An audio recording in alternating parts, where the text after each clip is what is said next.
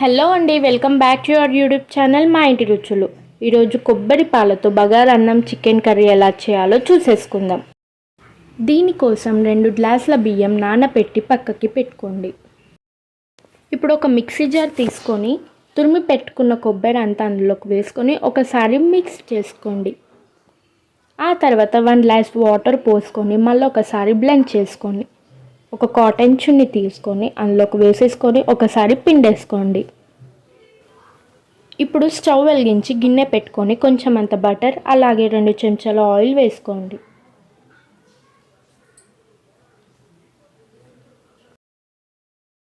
Oil బాగా వేడయ్యాక 3 నుంచి 4 వరకు లవంగాలు, 2 ఇలాచి, 1/2 దాల్చిన చెక్క, 2 నుంచి 3 వరకు బగారాకు, అలాగే కట్ చేసి పెట్టుకున్న పచ్చిమిర్చి, కట్ చేసి పెట్టుకున్న ఆనియన్స్ వేసుకొని కలుపుకోండి.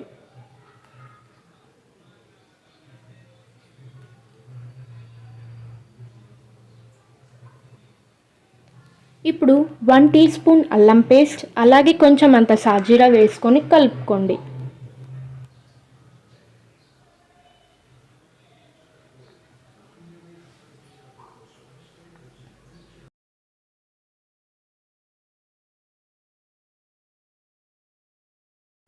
ఇప్పుడు 2 గ్లాసుల బియ్యానికి 4 గ్లాసుల కొబ్బరి పాలు పోసుకోండి.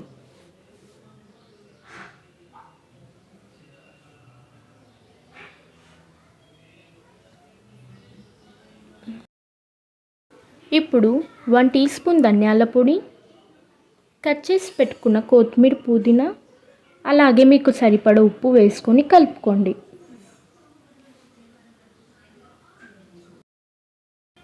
మళ్ళీ ఒకసారి బాగా కలిపేసుకొని కొంచెం సేపు మూత పెట్టి మరగనివ్వండి. ఇప్పుడు మూత తీసేసుకొని ఇందాక నానబెట్టి పెట్టుకున్న రైస్ని వేసుకొని ఒకసారి మూత పెట్టి ఉడకనివ్వండి. ఆ తర్వాత మూత తీసేసి మళ్ళీ ఒకసారి రైస్ని కలుపుకోండి. మళ్ళీ ఒకసారి 5 to 10 minutes మీడియం ఫ్లేమ్లో మూత పెట్టి రైస్ని ఉడకనివ్వండి. అంతే అండి, అయిపోతుంది. ఆలోపు చికెన్ కర్రీ ఎలా చేయాలో చూసేసుకుందాం. ఫస్ట్ ఒక గిన్నె తీసుకొని కడిగి పెట్టుకున్న చికెన్ని అందులోకి వేసుకోండి. ఆ తర్వాత 3 చెంచాల కారం అలాగే మీకు సరిపడ ఉప్పు, కొంచెం అంత పసుపు వేసుకోండి. దానితో పాటు 1 టీ స్పూన్ అల్లం పేస్ట్, చిన్న గ్లాస్ అంత పెరుగు వేసుకొని కలుపుకోండి.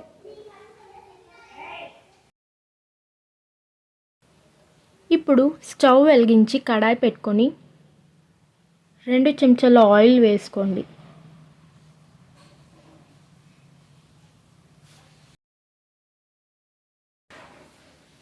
ఆయిల్ బాగా వేడయ్యాక కట్ చేసి పెట్టుకున్న ఆనియన్స్ వేసుకొని కలుపుకోండి.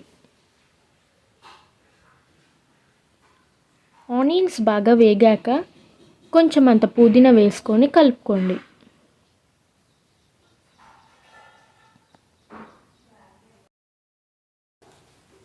ఇప్పుడు కొంచెం అంత పసుపు వేసుకొని కలుపుకోండి. ఆ తర్వాత మ్యారినేట్ చేసి పెట్టుకున్న చికెన్ని వేసుకొని కలుపుకోండి.